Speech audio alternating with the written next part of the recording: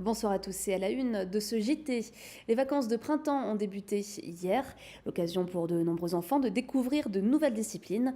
Au Centre international de rencontres artistiques à Strasbourg, c'est la danse sous toutes ses formes qui est à l'honneur toute la semaine.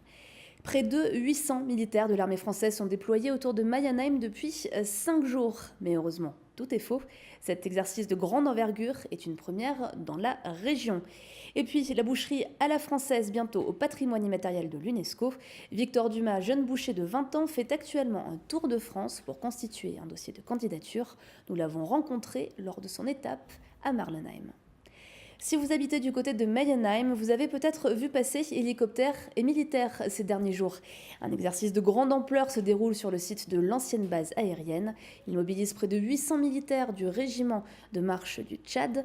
Aujourd'hui, pour la phase finale du scénario, le général d'armée Jean-Pierre Bosser, chef d'état-major de l'armée de terre, a fait le tour des régiments mobilisés. Camille Roland. Sur l'ancienne base aérienne de Menheim, c'est un véritable chantier qui se met en place. Depuis hier, les militaires du 25e régiment du génie de l'air se relaient pour construire une base opérationnelle avancée à la demande des Britanniques. C'est pour ça qu'on a construit ici une base opérationnelle. Et donc, ce sont ce qu'on appelle des bastionales, voilà, des cellules qui sont pliées comme ça. Là. Vous voyez, ils sont conditionnés de la sorte. On les déploie, on les déplie. Vous pouvez voir où ça en est à ce moment-là, et on les remplit de sable.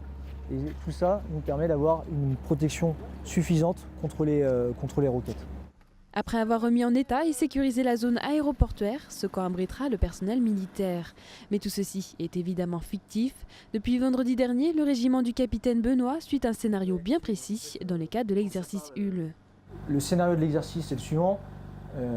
Nous sommes dans une région d'un pays allié, qui a des tendances, qui a des milices autonomistes qui commettent des exactions contre les populations défavorables à leur cause.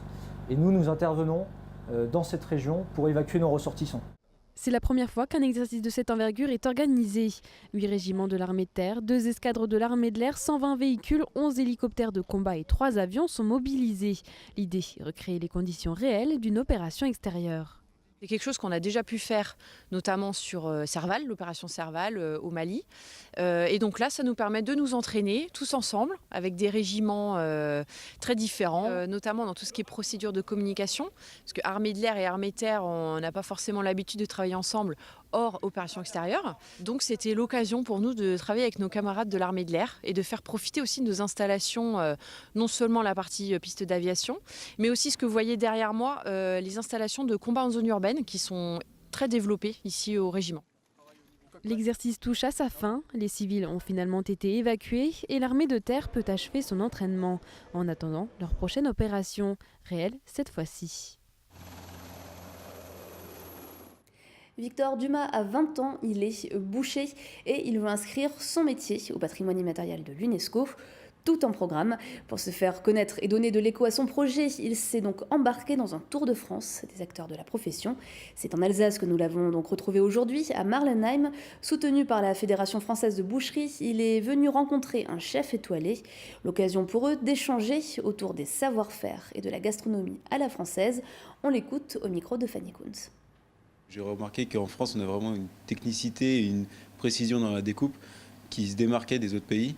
Du coup, voilà, c'est pour ça que j'en ai parlé à la Confédération de la boucherie qui m'ont soutenu dans le projet d'inscrire l'art de la boucherie française au patrimoine de l'UNESCO. On essaye de garder ce savoir-faire et de le faire perdurer dans le temps. C'est pour ça aussi que ce projet est important. On soutient cette cause à fond et surtout l'art de la boucherie française. C'est un patrimoine qu'on est toujours à la recherche du meilleur produit possible. Donc une proximité avec son boucher, une bonne entente, un échange régulier et on arrive à proposer des viandes d'exception sur nos tables aujourd'hui. Plus de 250 décideurs se sont réunis à Mulhouse pour le lancement du Sud-Rhin Business Club. Et le lieu de cette soirée n'a pas été choisi au hasard. C'est au cœur du quartier de la Fonderie, dans la nouvelle cité du numérique, qu'ils se sont retrouvés. Marine Zis.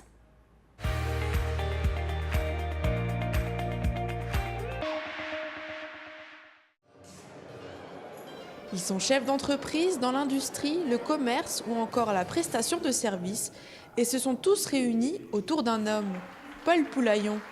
Son nom se lit sur une cinquantaine de devantures de boulangerie C'est lui, le président de ce nouveau club, celui à qui on doit la Morissette. On va se rencontrer sur des déjeuners, une fois par mois. Tout le monde sera invité, enfin tous les membres bien sûr de ce club. Et le but c'est d'échanger ensemble, surtout sur nos activités et puis sur l'échange de cartes de visite, donc forcément de business. Et le business se fait souvent aussi autour d'un verre, autour d'une soirée, et on rencontre des gens. Et voilà, c'est beaucoup plus facile que d'avoir des rendez-vous souvent.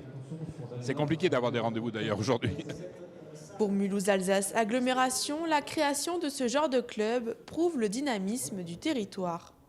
On est sur une période charnière, on se rend compte qu'il ne faut pas rater la fenêtre de tir qui est devant nous en termes de développement économique. Il y a un effet de reprise dans notre pays.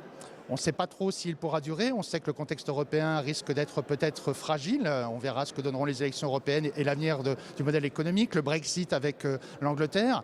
On sait qu'il y a ce rapport de force entre la Chine et les États-Unis qui va aussi peut-être avoir des impacts sur l'ensemble de nos territoires. Et nous, à notre échelle, au sud d'Alsace, on a intérêt à être fort entre nous, à être fort en endogène pour pouvoir mieux résister à toute éventuelle perturbation de l'environnement. Donc c'est important qu'on puisse se mobiliser de cette façon-là. Pour l'instant, environ 50 décideurs se sont inscrits au Sud-Rhin Business Club. À terme, ils devraient être 80. Les vacances de printemps ont débuté hier en Alsace, elles vont durer 2 semaines. Et pour s'occuper, les enfants ont le choix. Ils sont plusieurs à avoir choisi la danse. Le CIRA, le Centre international de rencontres artistiques, propose des stages. Ils sont consacrés à la danse sous toutes leurs formes. Un reportage d'Adeline Piron et Cécile Motz.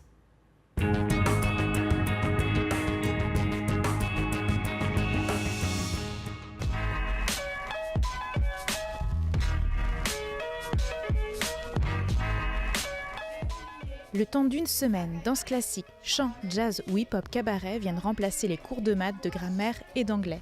Comme à chaque période de vacances, le Centre international de rencontres artistiques propose des stages de chorégraphie à destination des enfants.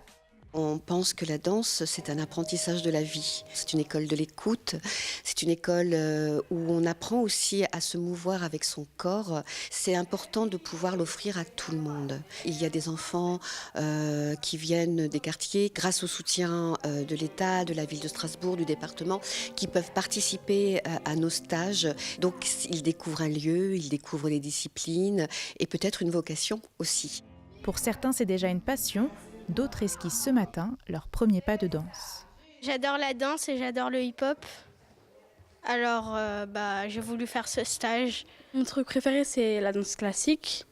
On a fait du chant, puis on a eu notre goûter du matin. Ensuite, on a fait la danse classique. On a appris les sauts de chat, les pirouettes. J'aime bien le hip-hop, le jazz, le chant et la danse classique, donc tout quoi.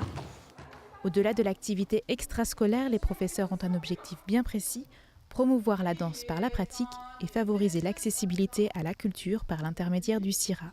Ils ont un stage d'une semaine qui est quand même assez intense pour eux parce qu'ils sont là du matin jusqu'au soir, donc c'est quand même 4 cours par jour. Et voilà, pour nous, en tant que moi en tout cas personnellement en tant que professeur, c'est vraiment leur transmettre le plaisir et puis les petites bases de la danse classique. D'intégrer à la fois les rythmes, puis l'oreille, de travailler l'écoute, de travailler la proposition aussi individuelle, donc la créativité individuelle, tout en maintenant l'écoute collective. Et on espère qu'en une semaine, on arrivera à leur proposer quelque chose dont ils se souviennent et qui les construisent en fait.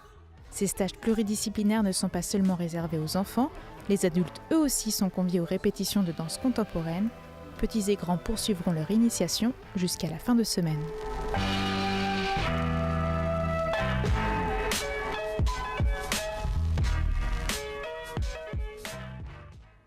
Chaque mois, la Maison de l'Alsace à Paris organise une soirée pour ses membres et partenaires. Le thème choisi hier soir était le climat. Quels sont les enjeux en matière de transition énergétique pour les entreprises? Élément de réponse avec Nora Boiriois.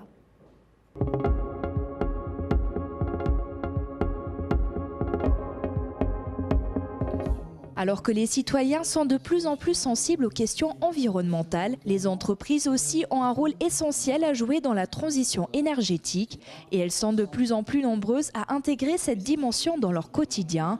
Parmi les entreprises alsaciennes invitées à témoigner par la Maison de l'Alsace lors d'une conférence, Soprema, elle propose des solutions d'étanchéité avec notamment des toitures végétalisées. Pour nous, ce virage, on l'a déjà pris depuis maintenant une dizaine d'années, mais il faut absolument s'accélérer au vu des événements et de dérèglements climatiques particulièrement importants dans les prochaines années. Et à la fois, il faut faire évoluer notre industrie et notre offre produit sur tout un système qui va devoir s'adapter de manière extrêmement rapide.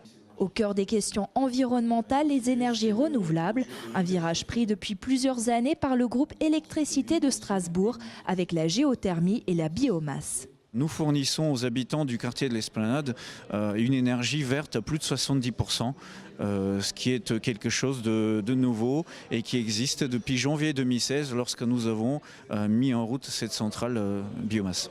Les entreprises se disent prêtes à investir dans la transition énergétique et dans de nouveaux modèles de construction ou de rénovation. Pour cela, il existe aussi des bureaux d'études comme celui de Noé Bach qui conseille les architectes et ingénieurs. Leur problématique, limiter l'impact énergétique et environnemental des constructions neuves ou existantes. Aujourd'hui, il y a beaucoup de gens qui sont dépassés, qui cherchent des solutions et en même temps, ils ont des investissements à rentabiliser, donc il y a un frein d'une autre côté. Donc il y a deux mondes en fait qui s'opposent et aujourd'hui, faut que la génération qui arrive change un peu en fait ses idéaux et ses objectifs-là. Le virage écologique préoccupe aussi les collectivités. L'Eurométropole de Strasbourg se fixe comme objectif d'alimenter l'agglomération en énergie 100% renouvelable d'ici 2050. RGDS, partenaire des Alsaciens qui s'engagent.